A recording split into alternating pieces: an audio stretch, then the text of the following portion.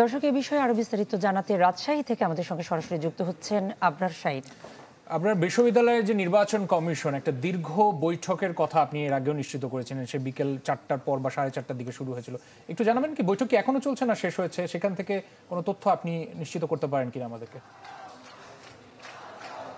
4:30টার পর আসলে বৈঠকটি শুরু হয়েছে এই যে নির্বাচন কমিশন বা কোষাধ্যক্ষের কার্যালয়ে।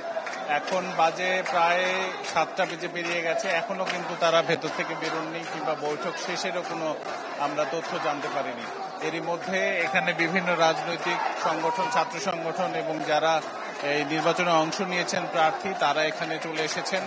এক পক্ষ বলছে 25 তারিখেই নির্বাচনটি হতে হবে, আরেক পক্ষ বলছে যে তাদের নির্বাচনটি পেছাতে হবে কারণ ক্যাম্পাসে যথেষ্ট পরিমাণ শিক্ষার্থী নেই। তারপরে এখানে চলছে যে শাটডাউন, সব মিলিয়ে এখানে দুপক্ষ ভাগ হয়েছে। পাশাপাশি দুই পক্ষই কিন্তু এখানে তারা স্লোগানে মুখরিত করে রেখেছে, কিন্তু ভেতর থেকে নির্বাচন কমিশন কোনো কথা বলছে না।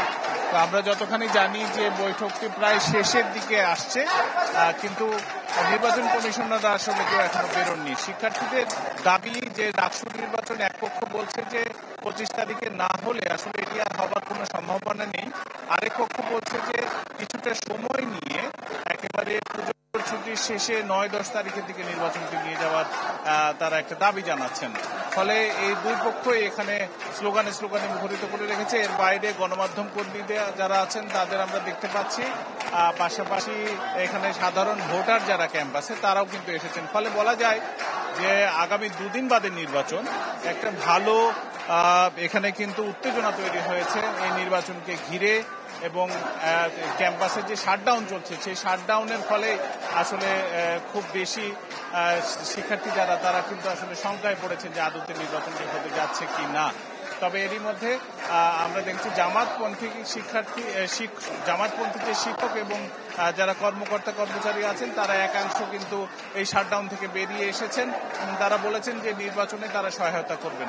সব মিলে আদতে কি হতে যাচ্ছে সবটাই আমরা জানতে পারবো যখন নির্বাচন কমিশনার ভেতর থেকে বেরিয়ে আসবেন এবং আমাদের কাছে বলবেন, সংবাদ কর্মীদের কাছে জানাবেন। এ ছিল আমার কাছে।